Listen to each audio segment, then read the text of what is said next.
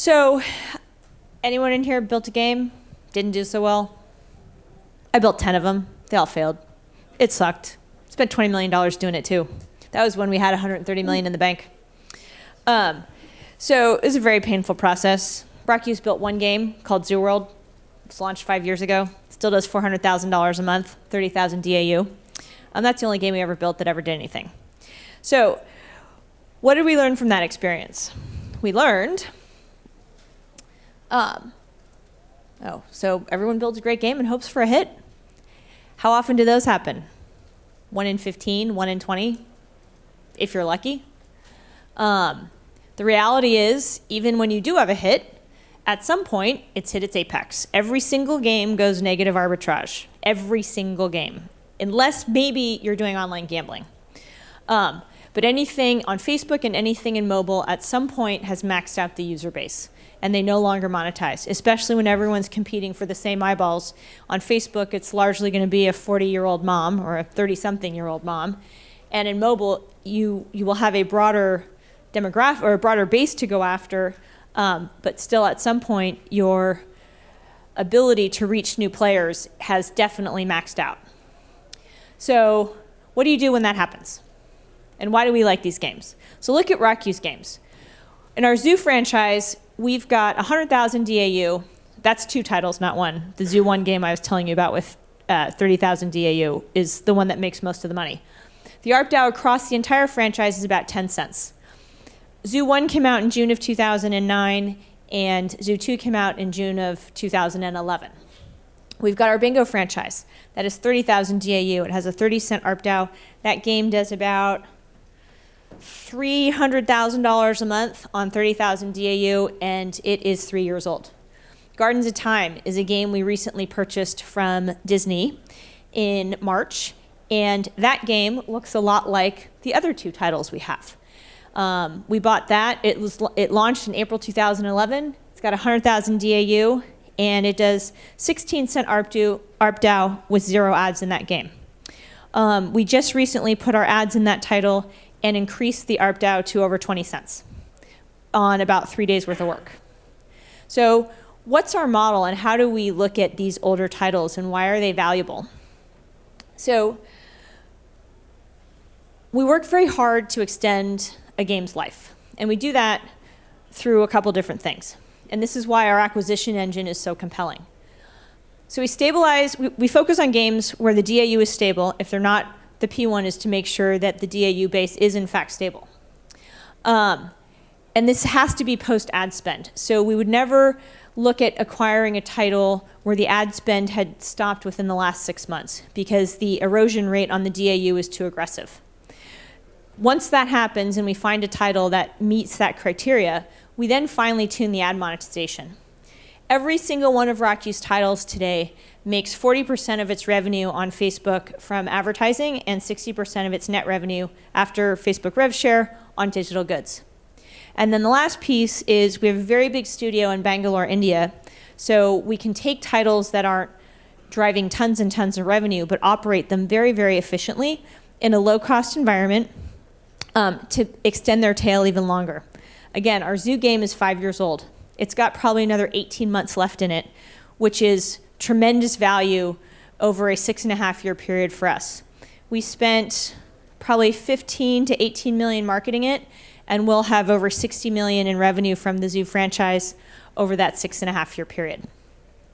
So basically, our whole model is finding these older games, we extend the tail, we revitalize the monetization, and we really drive it for cash flow. And that's what it looks like when you've got a game that has sort of passed the Megahit status or passed the real success status, and you're running it in maintenance mode. One of the key things about all of these titles, I don't care what platform you're on, is the payers stick around, and they're so invested in these games, and they want to see new content. They want to keep engaging. They want to keep working and playing and engaging the community members that they've become friends with over time. And we're able to provide that in a way that's very compelling for them. And it happens to be a great business model for us. So let's look at a couple of the titles that we have. These are the same ones we saw before: Gardens of Time, Zoo, and Bingo. Each one of these games is over 2 years old. Look how stable they are from daily active players and a DAU basis. These things erode at a 2 to 3% rate every month, and it is predictable, it is sustainable, and it is stable as hell. Zoo happens to be 5 years old, the others are 3. You also see what happens in terms of revenue generation. Over 75% of the digital goods each month come from players who've been in a game for more than 2 years. Bringing in new players is not only difficult and expensive, but at some point they don't stick around. And the big secret of gaming in general is the first adopters or the early adopters of any title are the ones who generally stick around the longest. They're the ones who are most invested. Those are the ones who play the game for years and years and years. And that chart shows it. So let's go back to, we're talking a lot about stabilizing the DAU and the payers. Rule number 2 in terms of extending the lifetime of a game is be part of a growing market, right? So start thinking about ad monetization in particular. So 90% of Rocky's video is programmatic. And does anyone know what programmatic video is? It means we don't need a sales team to go get an IO signed. We can just plug into different sources of demand and networks and drive revenue. Our average game has probably 5 to 7 impressions per daily active user per day. And this market is growing very, very fast. My friend Alex is in the back row there. He works for Google, and he can tell you how fast his video markets are growing. In addition to ad monetization, what else do we really focus on, right? Manage impressions per DAU. I briefly alluded to that.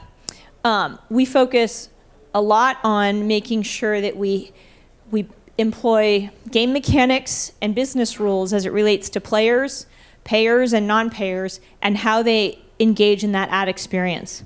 In addition, we also run a large network besides our owned and operated titles. And so RockU, from a quarterly perspective, has really grown pretty aggressively in the last 2 years on video. We 4x'd our video impressions during 2013, and now we're doubling quarter over quarter we're doubling year over year each quarter. What else do we do? We focus on video performance. This is so critical. In order for us to scale video in a programmatic capacity, you need to make sure you've got a couple key things in place. 1, very compelling user experience. The video needs to be a large player. It needs to be in view. It needs to hit a completion rate that's well over 70% and a CTR that is over 0.5. If you can also age, gender, and geo-target, that's even more compelling for the advertiser because advertisers are beginning to buy on audience. And so if you can sell moms very effectively like we can, most of our games are mom-centric, we can go to Procter & Gamble and say, I'm going to guarantee that 80% of the people who see your ads are moms. And I can do that with every single program that we sell, which makes the CPM a lot more interesting.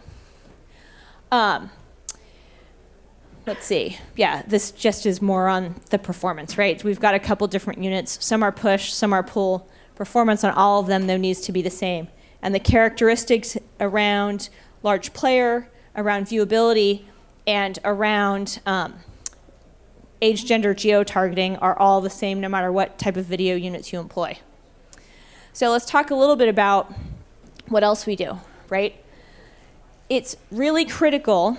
So we have a very small sales team. There's only 4 of us, or 5 of us, and I happen to be one of them, depending on the day.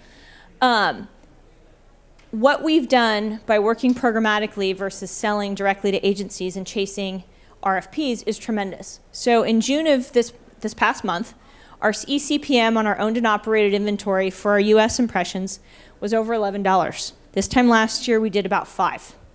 And that's a good ad month, right? Because ad revenue is very seasonal. On a bad ad month, which is generally January, we almost doubled our eCPM again because of how we've addressed sales in our market, how we merchandise ourselves in these programmatic capacities, and how we make sure that we're presenting ourselves in the way that the advertisers want to buy. The result of all this is we've got some pretty awesome ad monetization in our games, which allows us to keep these experiences rolling for players for far longer than they're able to. I mean, if you think about what happened with Disney, they sunset 3 major titles, which we then bought, and now these players are going to be able to play these games for years rather than them being shut down in April, which is what they were slated to do. And so one of the things we're most proud of at RockU, this graph is about Q1 of this past year. If we look at the US ad revenue per US DAU on average for the quarter, RockU did about $7.25. So that's the total ad revenue we made on, one US user for that quarter. Facebook did $6.93 and Twitter did $4.65. So when I look at that, I'm very proud of what we've been able to accomplish, but we're keeping that player experience alive and letting people enjoy these games for much longer because we've got such a long tail on monetization. Let's talk about low-cost production, right? As we buy these titles, it's really critical we continue to invest the game. We never chintz on content. We never chintz on user experience. We study these games in detail as to what their traditional release cycles have been, and we make sure that we staff them accordingly to maintain them. Yes, we may be staffing them out of our Indian subsidiary or Indian studio, but that's okay. Those guys are well trained. They understand how to manage these games. They run from a product management, from a production perspective, from an engineering perspective, a quality operation just like we would here in San Francisco. And we're able to do that and again, extend the tail and allow these mothers to play a lot longer. So what happens when you follow the rules of the model? The model emerges in a pretty exciting way. So what's happened in the last couple of years, or last year, we did about 21 million in revenue in 2013. We will do over 50 this year. And that is from our acquisitions and from getting our ad monetization into these titles.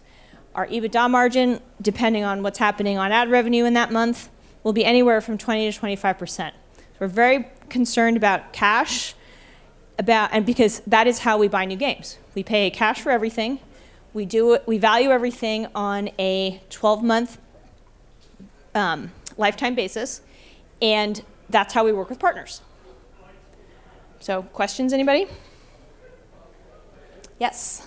So you have your own owned and operated games that you show these video ads to, but then you also have let other developers kind of plug into Yes. your video network. So as a developer, if I wanted to do monetization, do I get secondary quality type of video ads? Or? Absolutely not. So it depends on what you want. So we don't fight this internally, but with almost every one of our partners, many people still have the belief that ads are a bad user experience. I have billions of impressions of data that prove otherwise. And if you'd like to follow our formula, we are happy to share it with you and treat your inventory just like we treat our own. To the extent that you want to be more conservative, that's fine too. It's really up to the developer, but we are very open about our tricks of the trade and are always very welcoming to new inventory sources on our network.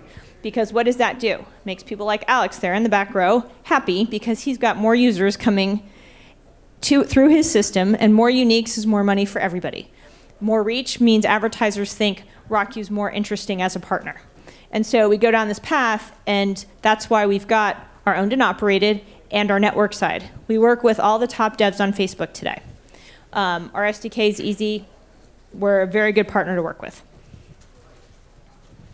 Next. I've got a question. Sure. You've created this sort of unique, psychographic of these people deeply entrenched in games. Like the Disney games, they're really committed, like you described. Oh God, you should have seen the blog posts when they found out that Disney was actually going to sell the games to us. It was great. Yeah. So I guess my question is, are there some unique efficiencies because you have these people who have a similarity, like they play similarly that maybe helps you move them around between games, or are they so far apart because their core trait is that they're into one game that it's harder to move them around because that's the type of person they are. They're a loyal gamer. So we have acquired 15 games since December. We are just now getting to be at a scale where we're even asking that question. So what I can tell you is these loyal players exhibit very similar behaviors in terms of their play style and in terms of their commitment to the game. We haven't even tried to move them around, right? And I don't know if that'll work or not. We're now just beginning to think about whether that's a worthwhile exercise, right? Because with the next 2 deals we have in the pipe, we'll be at about 2 million DAU, and you've got enough substance there or scale to see if that matters. When we were, a few 100,000 or 1 million, I don't know that made much sense. Well, it just it reminds me of Nick at Night, right? Like you've got these classic shows that you're sort of brought together. So we call ourselves the TV land of gaming. Oh, there you go. But yes, that is very much the model. Yes. Your mic's good. You said you've acquired 15 games. How many have you launched? Ever? This year, in the same time period? Oh, we haven't launched a game in 3 years. Okay. And So I probably won't launch a game for 2 more. great. So how does that work culturally? Because there's a lot of excitement, enthusiasm that comes with a new game launch. Like, how do you manage that with your talent management? We hire different people. We hire people who like to make money instead of new games. I know that is probably not the most kosher thing to say, but we learned the hard way that launching new games is hard, and that keeping people who are passionate about launching new games is a very different it's a very different message, it's a very different skill set, it's a very different value proposition at a company level than somebody who appreciates live ops. And we go after the live ops guys. Cool. Thank you.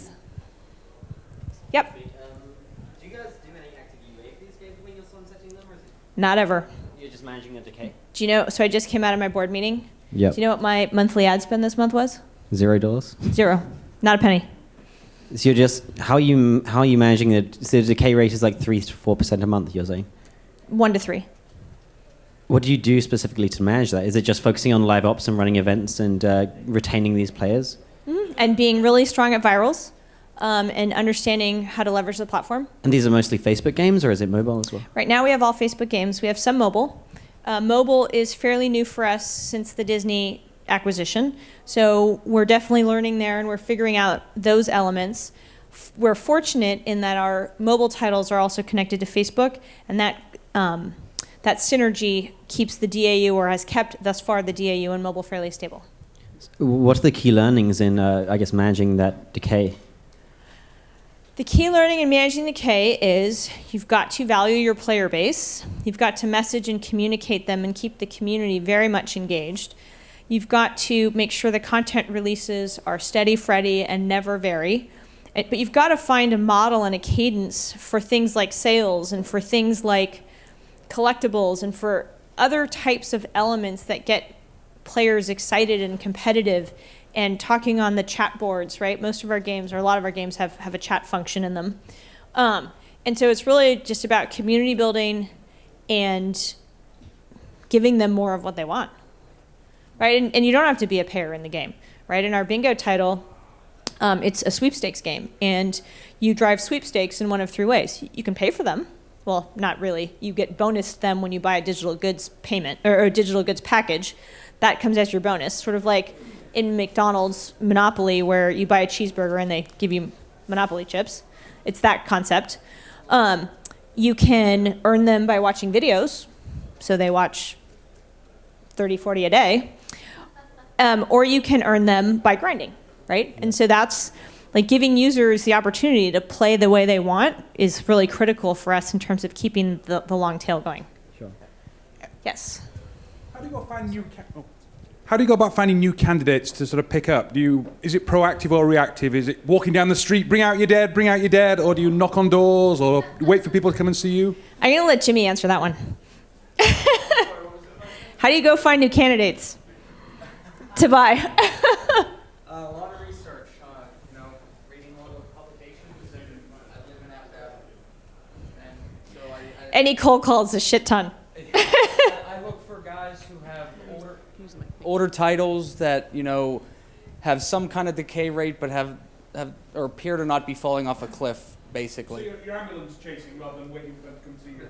Yeah, 100%. Very proactive. Yeah, Absolutely. I actually have another Disney question. So you Sure. acquire games from Disney, but is there anything that is Disney-esque about them that you need to preserve, or is that just sort of their place of origin?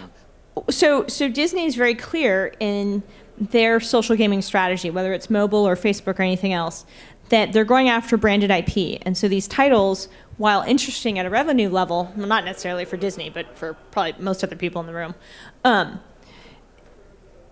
they're still non-strategic, right? Because they're not Avengers and they're not Pirates of the Caribbean. And so it was a great opportunity for us to partner with them in helping them offload those titles, but keep the guests, right? Because all Disney players are guests, keep the guests happy. So it was a win-win for both sides. No, I guess do you still have to deliver them then as sort of Disney No. experiences? We have to take all Disney branding off. That Yes. was real quick. One thing I did forget, I got caught off guard a little bit. That's a very big one right there, is focusing on companies that are strategically moving somewhere else, whether it's strictly to a mobile platform or to new IP altogether. So that plays a big role into it as well, because if we can offer the upfront cash to a developer that wants to go out and get new IP on a new platform, then like Lisa said, it's a win-win for both sides. Yes. Do you think this is like a temporary strategy where you're eventually going to go back to making original games? And So, it almost Dean? seems a little extreme on the sort of, let's just operate existing games. So I'm going to ask you a question, Dean. How many years have you been playing games? 30 plus. You think they're going away anytime soon? They did. Yes, some do. You're absolutely right. But some of them don't. And over time, these games will go away too. But in the meantime, they're wonderful and profitable businesses for us. And with mobile beginning to hit that maturation point that Facebook did a couple of years ago, you're beginning to see the sort of phase one of this roll-up strategy apply to that environment.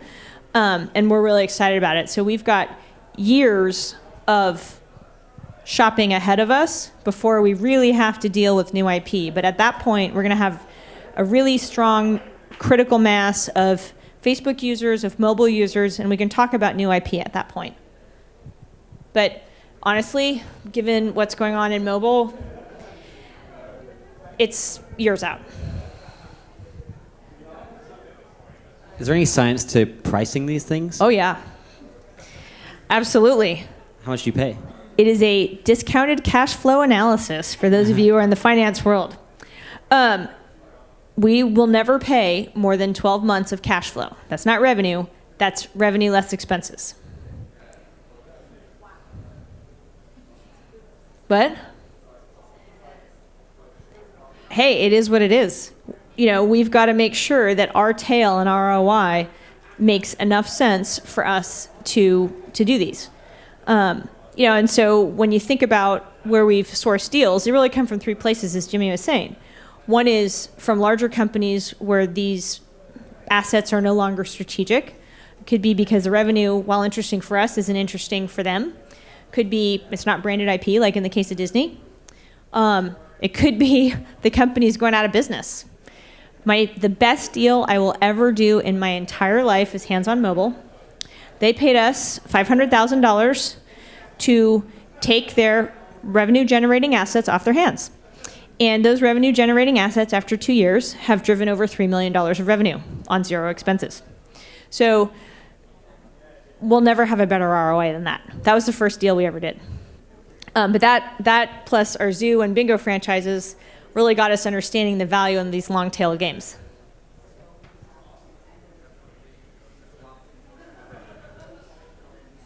Anything else?